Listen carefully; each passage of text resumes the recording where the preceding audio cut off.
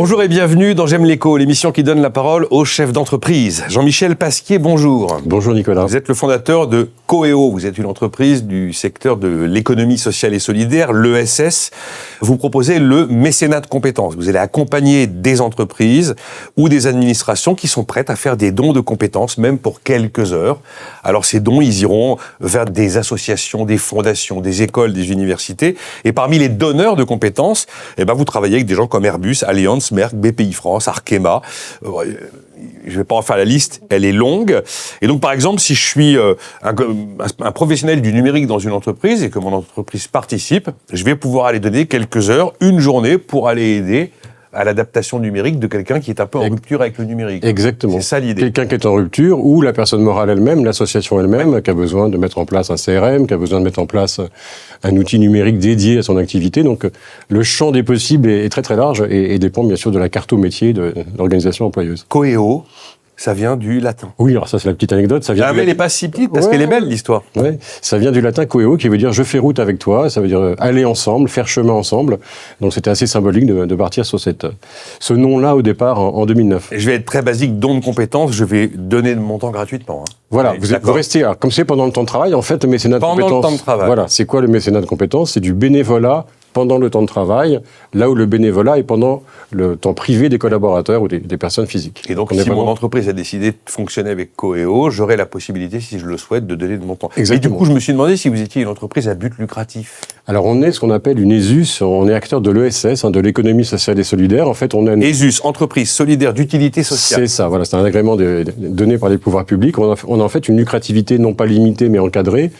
C'est-à-dire que j'ai inscrit dans les statuts de l'entreprise dès le départ une rémunération de 1 à 7, une redistribution... L'écart de rémunération. L'écart de rémunération. Donc en fait, quand on monte le plus haut, ça tire tout le monde, donc c'est plutôt assez pertinent et vertueux, si j'ose dire.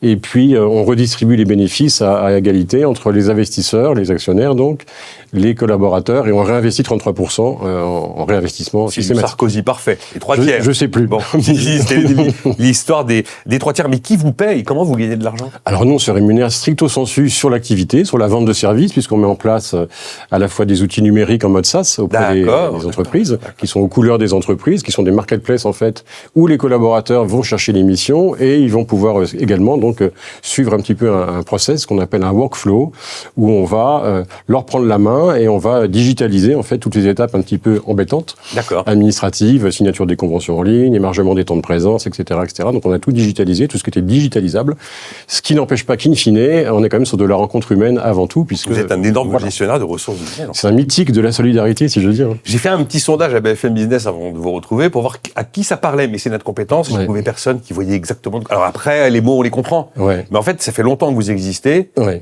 Et en fait, il y a encore tout un travail. Et effectivement, on s'est créé en 2009, donc il y a déjà 15 ans. À l'époque, c'était le désert de Gobi. Ça a commencé à bouger un petit peu il y a 10 ans à peu près. Et même aujourd'hui, 15 ans après, on s'aperçoit que beaucoup d'entreprises ne connaissent pas le mécénat de compétences, ou le connaissent mal en tout cas. Et effectivement, il y a encore un besoin d'évangélisation et de sensibilisation qui est colossal. C'est pour ça que vous êtes là. C'est pour ça veut dire que si je suis patron d'ETI ou d'une PME ou d'une TPE, je peux moi aussi donner des compétences. Ah oui. Je suis pas obligé d'être au SBF 120, quoi. Exactement. Les avocats, par exemple, font du mécénat de compétences, qu'on appelle le pro bono dans le secteur juridique, et ils en font depuis très longtemps. Donc, en fait, c'est pas du tout éligible à une taille d'entreprise, mais simplement une volonté managériale, un peu de mettre des RH dans la RSE dans la RH, c'est un peu notre signature, pour que les uns et les autres s'engagent sur le terrain au niveau de l'intérêt général. On aurait pu penser justement que ESG, RSE avait peut-être accéléré les démarches dans cet univers. Mais en fait, il y a encore beaucoup de boulot. Mais la RSE était un accélérateur. Oui, ça a permis de positionner un peu les choses. Il y a des compétences qui sont plus recherchées que d'autres. Je sais pas, je pense au numérique, je pense au droit. Numérique, c'est un très bon exemple. On accompagne beaucoup de ESN. Ce qu'on appelle les ESN, c'est les SS2I d'antan. Oui, c'est donc on les entreprises du secteur du numérique. Voilà, exactement. C'est des consultants qui sont en intercontrat entre 2 missions clients et on les redéploie en mécénat de compétences sur des durées de quelques jours, voire quelques semaines.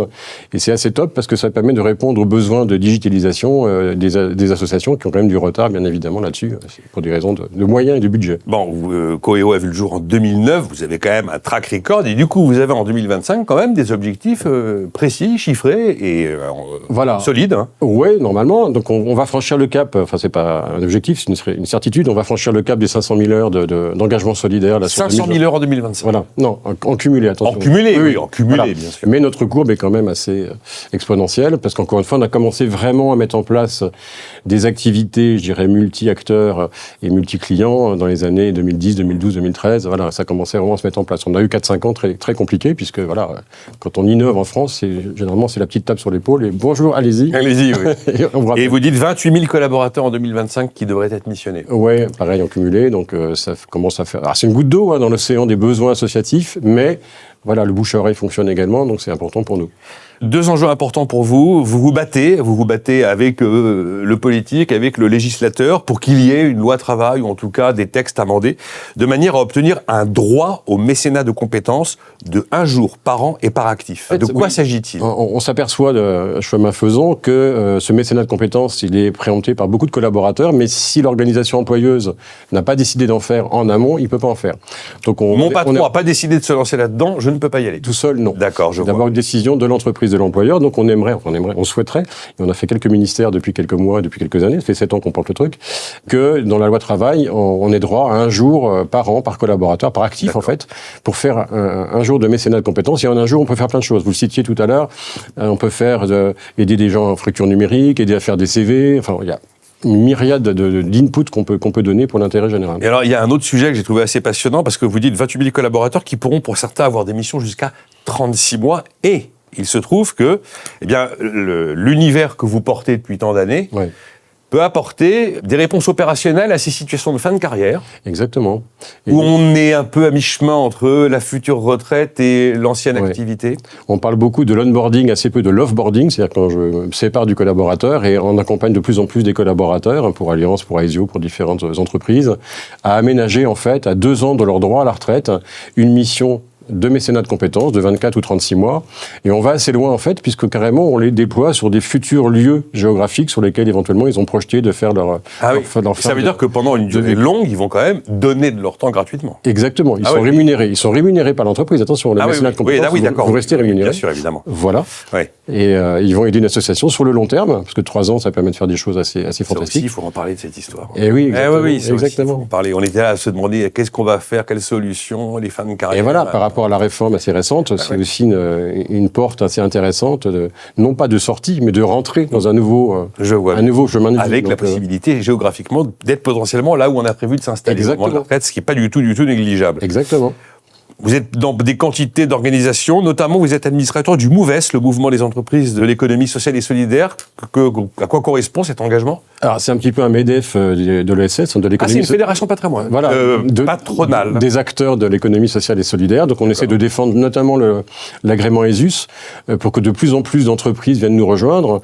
On fait d'ailleurs le 27 mars prochain, on a invité quelques acteurs du ministère des Solidarités pour venir prendre la parole et nous montrer qu'effectivement l'ESUS est un chemin d'avenir pour une économie un petit peu différente. C'est une économie plus partageuse, entre guillemets. Merci Jean-Michel Pasquier d'être venu nous voir. Vous êtes le fondateur de Coeo. Merci Nicolas.